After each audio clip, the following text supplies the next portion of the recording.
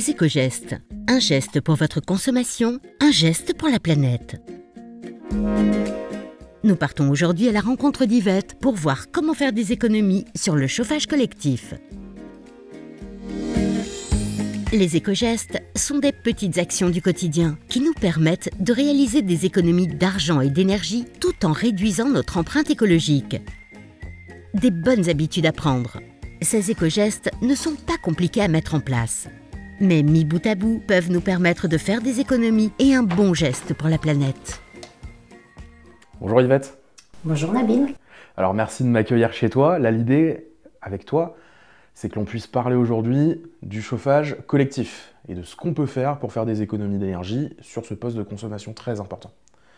Le chauffage, dans les consommations d'énergie des Français, en moyenne, c'est les 2/3 de leur consommation d'énergie sur toute l'année. Donc là, c'est quelque chose qui est énorme et évidemment, quand on veut parler d'économie pour ses propres factures, on ne peut pas passer à côté du sujet du chauffage. Alors la première chose à rappeler pour le chauffage, dans le logement, on met la température à 19 degrés. Pour les économies d'énergie, et ce qu'il faut savoir, c'est que c'est aussi une température qui est inscrite dans la loi. C'est la température de consigne vient de la loi. Tout à fait.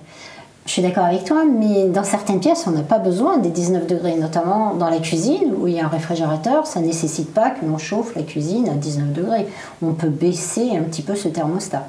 Quand on fait une baisse de 1 degré de température sur son chauffage, c'est 7% d'économie d'énergie sur le chauffage. C'est que si le radiateur ne fonctionne pas, ou qu'il est juste à une température assez tiède, ça veut dire que la température demandée, les 19 degrés par exemple, elle a été atteinte dans la pièce. Et donc il n'a pas besoin de continuer à chauffer à fond pour la maintenir, tout simplement.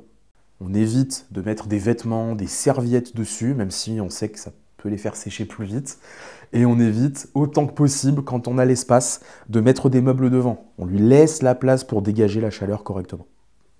Il arrive que certains locataires s'équipent de radiateurs d'appoint, précisément parce qu'ils pensent que le radiateur reste froid, qu'il ne fonctionne pas.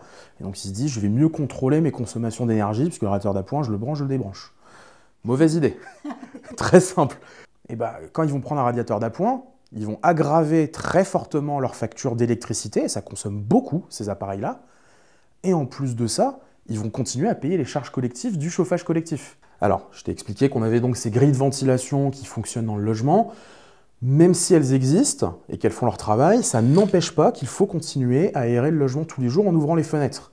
Pendant 5 minutes, on ouvre les fenêtres, si possible avec de l'air traversant, donc on en ouvre plusieurs, et on laisse l'appartement respirer.